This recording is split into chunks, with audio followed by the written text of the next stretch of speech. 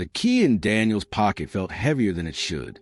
It was just a dull brass thing, notched and worn from years of use, the one he'd always carried for the back door of his apartment. But as he stood in the hallway, the metal seemed to hum against his thigh, a faint vibration he couldn't ignore. He pulled it out, frowning. The edges looked sharper now, almost jagged, like it had been chewed. He shook his head. It was late, too late, and the flickering fluorescent light above was playing tricks. He slid the key into the lock. It didn't turn. He twisted harder. The tumblers clicked, but the door stayed shut. A faint scrape came from the other side, like nails dragging across wood. His pulse quickened. He pressed his ear to the door. Nothing. The air grew colder, the kind that seeps into your bones. He exhaled, and his breath fogged in front of him. That wasn't right. It was July. Daniel. The voice was soft, muffled, like it came from deep inside the apartment. His stomach dropped. He lived alone. He stepped back, staring at the door. The faded number. 4B shimmered for a moment, the B curling inward like a claw. He blinked, and it was normal again. His phone buzzed in his jacket. He fumbled for it, the screen glowing with a single text, "Come inside." No sender, no number. The key pulsed in his hand, warm now, too warm. He didn't want to use it. He didn't want to know what was waiting, but his fingers moved anyway, sliding the key back into the lock. This time, it turned effortlessly. The door creaked open. The apartment wasn't his.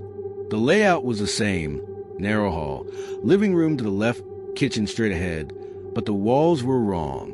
They were covered in peeling wallpaper, a sickly yellow pattern of twisting vines that seemed to writhe in the dim light. The air smelled damp, earthy, like wet soil after rain. And there was something else, faint but unmistakable, copper. Daniel. The voice came again, sharper, from the living room. His legs carried him toward it, the carpet squelching under his boots, leaving dark, wet stains that glistened red. He stopped at the threshold. The room was empty, except for the chair.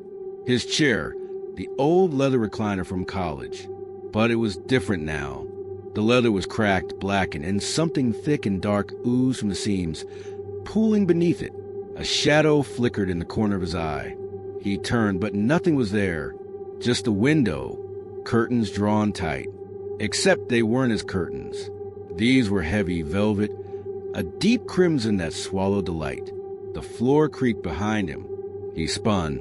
The hallway was empty, but the air rippled, like heat rising off pavement. A smear appeared on the wall, faint at first, growing darker, wetter. A handprint, too long, too thin, fingers stretching impossibly upward. Daniel. The voice whispered, brushing against his ear. He stumbled back, his heel catching on something soft. He looked down. A Polaroid lay on the floor, one he didn't recognize. It showed him, standing in this room, staring at the chair. But in the picture, his eyes were black, hollow, and his mouth stretched into a grin he'd never made. The lights flickered. The room pulsed. He dropped the photo, hand shaking, and ran for the door. It slammed shut before he could reach it. The key was still in the lock, but now on the inside, glinting mockingly. The chair groaned behind him, leather splitting wider. Something moved inside it. Something wet, something alive. He didn't turn to look. Footsteps echoed down the hall, slow and deliberate, growing louder. The handprint pulsed, dripping now, streaking red down the vines. Daniel.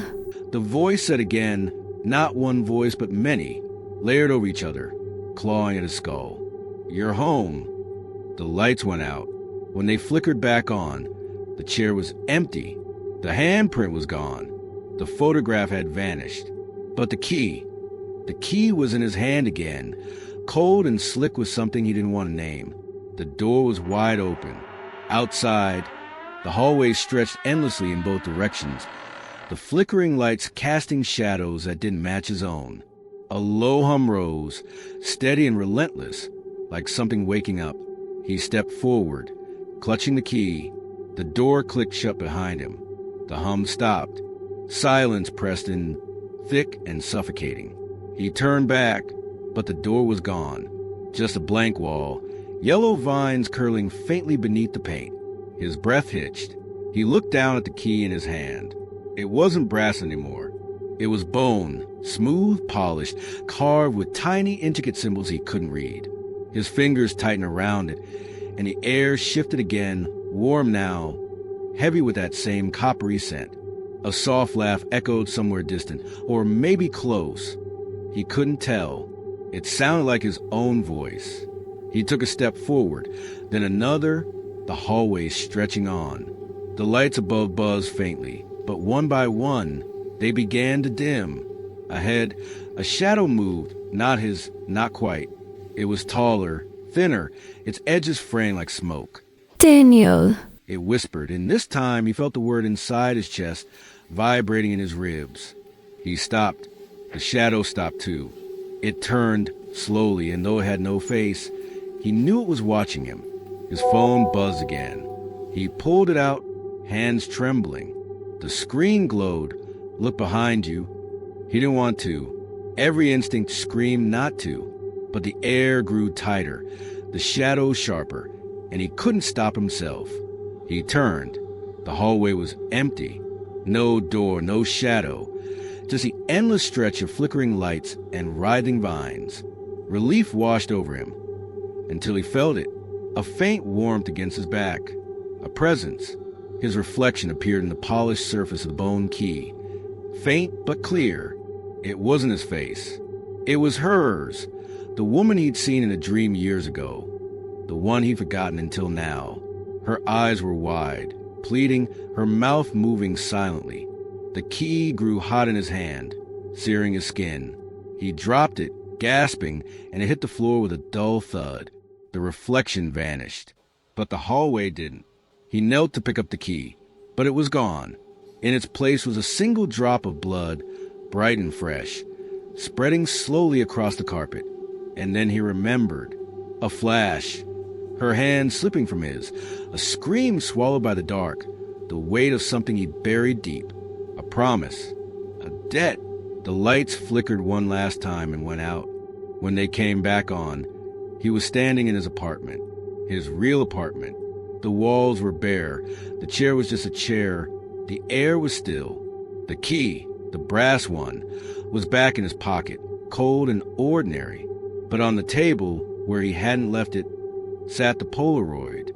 Him in the room, with those hollow eyes and that unnatural grin. And behind him, faint but unmistakable, was her face, watching. The phone buzzed again. He didn't pick it up. Instead, he whispered, "Who are you?" The lights flickered, and somewhere in the silence, he swore he heard her answer,